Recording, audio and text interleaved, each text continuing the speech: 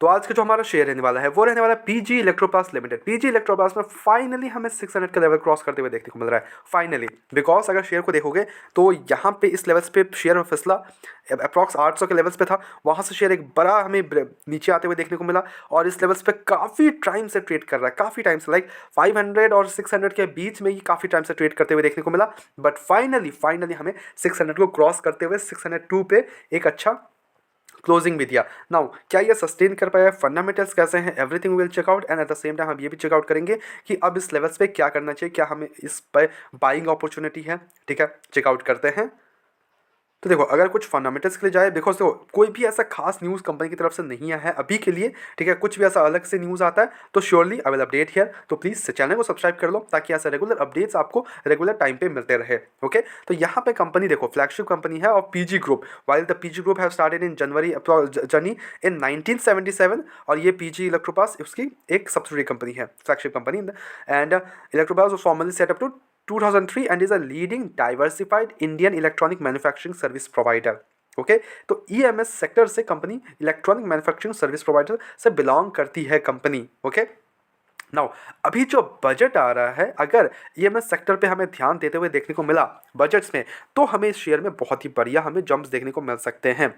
And the share only specializes in original design manufacturing ODM, original equipment manufacturing OEM and plastic injection molding catering to 50 plus leading Indian and global brands। तो brands के लिए company खुद manufacture and बनाती वगैरह है। ठीक है, अब यहाँ पे कंपनी के अगर कुछ फंडामेंटल्स देखें तो मार्केट कैप ओनली 17,000 करोड़ का है। तो कंपनी ऐसे नहीं है कि बहुत ही कोई बड़ी कंपनी है। हालांकि जो स्टॉक का पी है वो 67 के अराउंड है, इंडस्ट्री पी जो है वो 27 के आसपास है। तो यहाँ पे ओवर वैल्यूशन हमें देखने को मिल रहा है।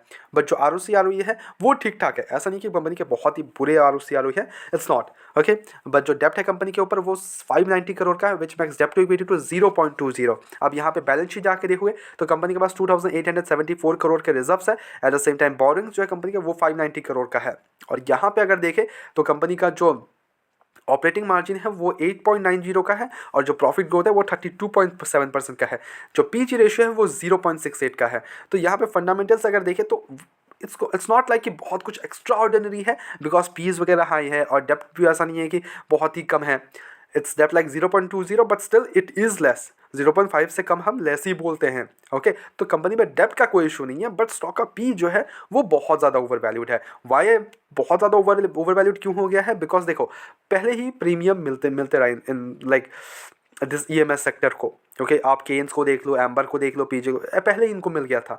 अब इनमें एक अच्छा खासा हमें करेक्शन होते हुए देखने को मिल रहा है। एंड स्टिल देखो रिस्की तो है ये शेयर, बिकॉज अगर मैं देखूँ तो रिजल्ट्स वगैरह इसमें रिजल्ट्स में हमें थोड़ा सा प्रॉब्लमेटिक दिख रहा है। सितंबर क्वार्टर के जो रिजल्ट्स है वो 671 करोड़ से 655 करोड़ हो गया था। अब जो इन पे जो नेट प्रॉफिट है वो 19 करोड़ से गिर के 2 करोड़ का हो गया था। तो ये बहुत बुरी रिजल्ट्स है, लाइक लिटरली बहुत पुअर रिजल्ट्स हमें सितंबर क्वार्टर में देखने को मिला।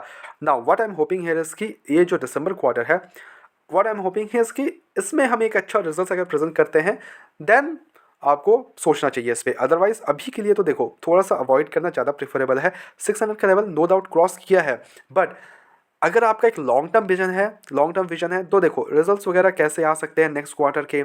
What is hoping here is कि अच्छे आ सकते हैं रिजल्ट्स, बट अगर हमें थोड़ा सा भी और भी गिरावट हमें रिजल्ट्स में देखने को मिला इस बार दिसंबर क्वार्टर में, then it will be a problematic for the share. ठीक है, तो वो एक रिस्की फैक्टर है कंपनी पे। ठीक है, अब यहाँ पे जो प्रमोटर्स की होल्डिंग है वो अप्रॉक्स 43% की होल्डिंग प्रमोटर्स के पास है। एफआईएस ने माल बेचा है 11% कर लिया, जो कि पहले 13% था।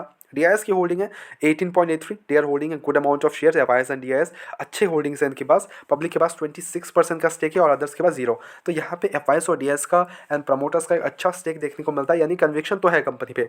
ठीक है, अभी भी कन्विक्शन है, अभी भी जान बची है मतलब।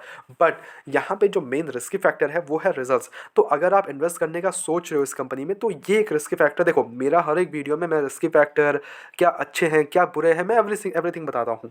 तो इनमें अगर देखोगे तो देखो company no doubt good company है, फ्लैगशिप कंपनी है, नो डाउट इन दिस। अच्छे सेक्टर से बिलोंग करती है, no doubt in this. Company अच्छा परफॉर्म कर रही है, no doubt in this. But results are not up to mark, not up to mark सितंबर क्वार्टर के रिजल्ट्स।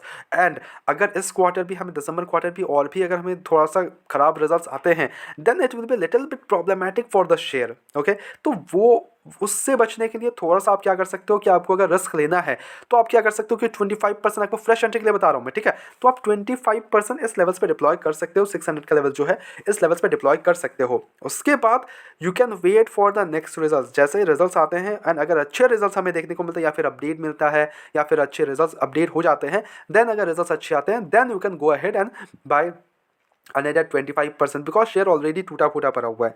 तो अगर अच्छे रिजल्ट हमें देखने को मिले तो शेयर बूम हो जाएगा, ये याद रखना फिर, ओके। तो उस लेवल्स पे आप फिर से अपना 25% डिप्लॉय कर सकते हो, ऐसे करके अपना डिप्लॉय कर सकते हो मनी। अदरवाइज देखो थोड़ा रिस्की फैक्टर है, अगर आप रिस्क लेना चाहते हो एंड आपको अगर लॉन्ग टर्म विजन है, no doubt in this long term gains बहुत अच्छे मिलने वाले हैं। लॉन्ग टर्म के लिए शेयर सही है अनटिल कुछ डिजास्टर ना हो जाए, अदरवाइज लॉन्ग टर्म के लिए सेक्टर अच्छा है, शेयर अच्छा है, नो डाउट इन दिस। और जो टारगेट्स है वो 1000 का तो ऑब्वियसली रहने वाला है, बिकॉज शेयर वही से फिसता था। तो what I am hoping is कि अगर इस साल हमें अच्छे रिजल्ट्स देखने को मिल जाए कंपनी की तरफ से, तो यहाँ पे हमें 1000 का लेवल्स इस साल भी टच करते हुए देखने को मिल सकता है, फिर से हमें एक अच्छा रिवर्सल देते हुए मिल सकता है, बिकॉज पूरा शेयर अच्छा टाइम फिसला है, शेयर ने अच्छा टाइम फिसला है, ओके। तो that can be happen, but risk factor है, तो यहाँ पे थोड़ा सा अपना रिस्क रिवॉर्ड रेशियो दे के ही इन्वेस्टमेंट्स पे जाना, ओके। बट यहाँ पे मेरी तरफ से कोई भी बाय एंड सेल रिकमेंडेशन बिल्कुल भी नहीं है, ओनली सजेशन है, तो please take it as a suggestion. अपने एजुकेशन पर्पस के तौर पे वीडियो को देखो, go at do own research as well and then make the investments. Blindly किसी विश्वास करके इन्वेस्टमेंट्स ना करें। ऐसे रेगुलर अपडेट्स के लिए चैनल को सब्सक्राइब करो, वीडियो को लाइक करो। मिलते हैं नेक्स्ट वीडियोस में।